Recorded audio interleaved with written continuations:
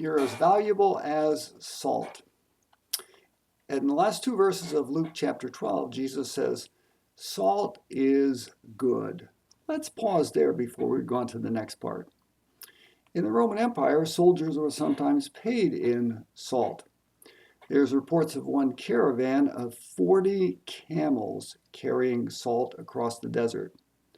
Salt was sometimes put in the shoes of brides in Germany in older times.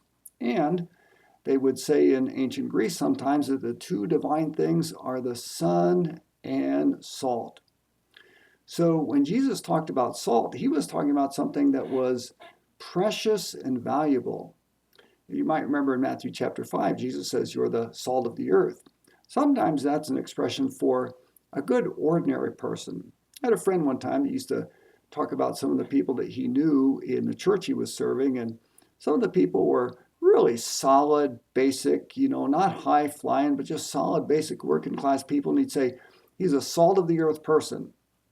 But when Jesus says in the last two verses of Luke chapter 14, salt is good, he's saying something that they would know in first century in Galilee. Salt is precious. It's not something they were trying to keep out of their diet. It was something they were trying to get into their diet and had little access to it. Jesus wasn't speaking in a world where everyone had a salt shaker and there were varieties of salt available in the stores or in the restaurants. No, salt's precious. Jesus was saying this to his disciples. You're a precious commodity in the world. Wow. Have you thought of yourself that way?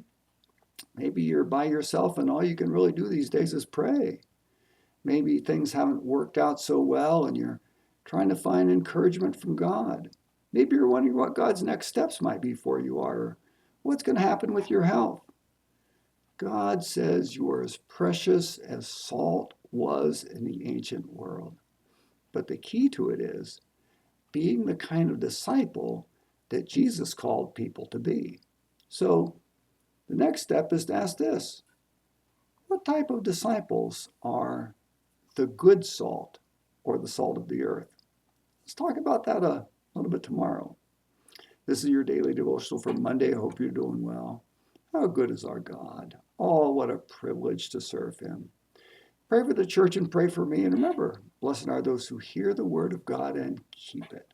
God bless you as you serve him.